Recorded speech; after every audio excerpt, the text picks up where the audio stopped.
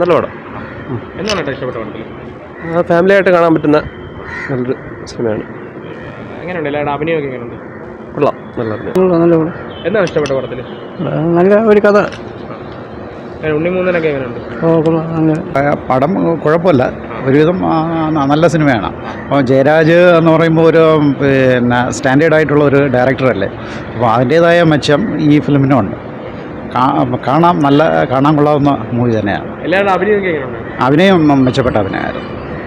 ഞാൻ പറഞ്ഞില്ലേ, ജയരാജിൻ്റെ ആകുമ്പോൾ അതിൻ്റേതായ സ്റ്റാൻഡേർഡ് മെയിൻറ്റെയിൻ ചെയ്ത് നല്ല രീതിയിൽ അഭിനയവും ബാക്കിയെല്ലാം മെച്ചപ്പെട്ട രീതിയായിരുന്നു. കഥ പറയുന്ന ആ കഥാപാത്രം മുകേഷ് എങ്ങനെയുണ്ടായിരുന്നു? അത് എക്സലൻ്റ് ആയിരുന്നു. മുകേഷിൻ്റെ എക്സലൻ്റ് ആയിരുന്നു.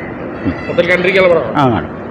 ഈ കയറി വന്നപ്പോഴേ കുറച്ചുകൂടെ ഓഡിയൻസ് ഞാൻ പ്രതീക്ഷിച്ചു, പക്ഷെ അത്രയും ഓഡിയൻസ് ഇല്ലാത്തപ്പോഴും ഒരു ഷോക്കാണ്. എന്തുകൊണ്ട് എന്ന് എനിക്കറിയില്ല. ഇത്രയും കുറച്ച് ഓഡിയൻസ് സാധാരണ ജയരാജിൻ്റെ ഫിലിമിന് കുറച്ചുകൂടെ എന്തായാലും കാണും. ഫുൾ തിയേറ്റർ ഇല്ലെങ്കിലും ഒരു 80% എങ്കിലും കാണുമായിരുന്നു. പക്ഷേ ഇവിടെ മാത്രമാണോ ബാക്കിയുള്ളിടത്ത് ഇതുപോലെ കുറവാണോ എന്നറിയില്ല. മുകേഷിൻ്റെ കോമഡി അല്ല, പുള്ളി ഒരു സിക്കായിട്ട് പേഷ്യൻ്റായിട്ട് കിടക്കുന്ന, അപ്പോൾ പേഷ്യൻ്റായിട്ട് അങ്ങനെ ദുഃഖിച്ചിരിക്കേണ്ട കാര്യമല്ല, ലൈവ്ലി ആയിട്ട് ചിരിച്ച് കളിച്ച് പോവുക എന്നൊരു പോസിറ്റീവായിട്ടുള്ളൊരു മെസ്സേജ് നൽകുന്നൊരു മൂവിയാണ്.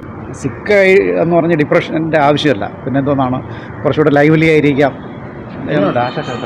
ആശശരത്ത് നന്നായിട്ടുണ്ട്. ഇവർ രണ്ടുപേരും ആ പെയർ, മുകേഷും ആശശരത്തും നന്നായിട്ട് ചെയ്തിട്ടുണ്ട്. പിന്നെ വലിയ ഇതില്ലായെങ്കിലും ഒരു എന്തോന്നാണ് ഒരു ഫ്യൂച്ചർ ഡയറക്ടറിൻ്റെ ആകാൻ വേണ്ടി ആഗ്രഹിക്കുന്ന ഒരു ചെറുപ്പക്കാരൻ്റെയാണ്. അത് കാമൻ ക്വയറ്റായിട്ട് പുള്ളി അത് ഭംഗിയായിട്ട് ചെയ്തിട്ടുണ്ട്. ജയരാജ് സാറിൻ്റെ പടമല്ലേ, മാത്രമല്ല ഞാൻ ഈ പടത്തിന് വെയിറ്റിംഗ് ആയിരുന്നു. അതിന് കാരണം മെയിനായിട്ട് മനോജേട്ടൻ്റെ ഒരു ഫാനാണ്. അതുപോലെ അഖില ചേച്ചിയുണ്ട്, അഖില ആനസിംഗർ. ഈ ചേച്ചി എനിക്ക് പേഴ്സണലി അറിയുന്ന ഒരാളാണ്. ഇപ്പോൾ ഇത് കഴിഞ്ഞിട്ട് ചേച്ചിയുടെ അടുത്ത് അഭിപ്രായം പറയണം, മനോജേട്ടൻ്റെ അടുത്ത് അഭിപ്രായം പറയണം. ഒരു മ്യൂസിക്കൽ ഡ്രാമ ഒരു ദിവസം നടക്കുന്നൊരു സംഭവം. അത് ജയരാജ് സാറിൻ്റെ സ്ഥിരം പടം പോലെയല്ല.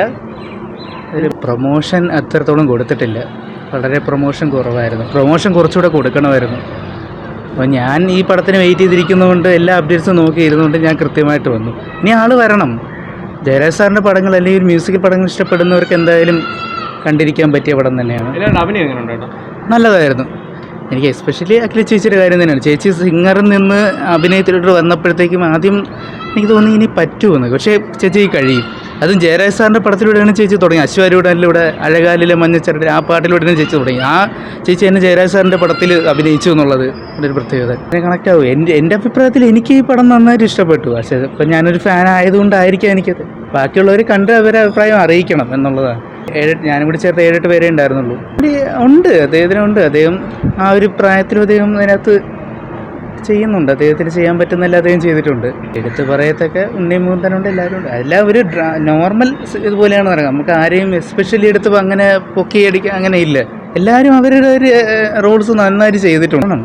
പിന്നെ ഭയങ്കരമായിട്ട് ഒരു എന്താ പറയുക മാസ് മൊമെൻറ്റ്സ് അതൊക്കെ പ്രതീക്ഷിച്ച് വരുന്നവർക്ക് നിരാശയാണ്. സാധാരണ ഡ്രാമ മൂവിയാണ്, മ്യൂസിക്കൽ ഡ്രാമ മൂവി. മെഹഫിൽ ആ ഒരു ദിവസം നടക്കുന്ന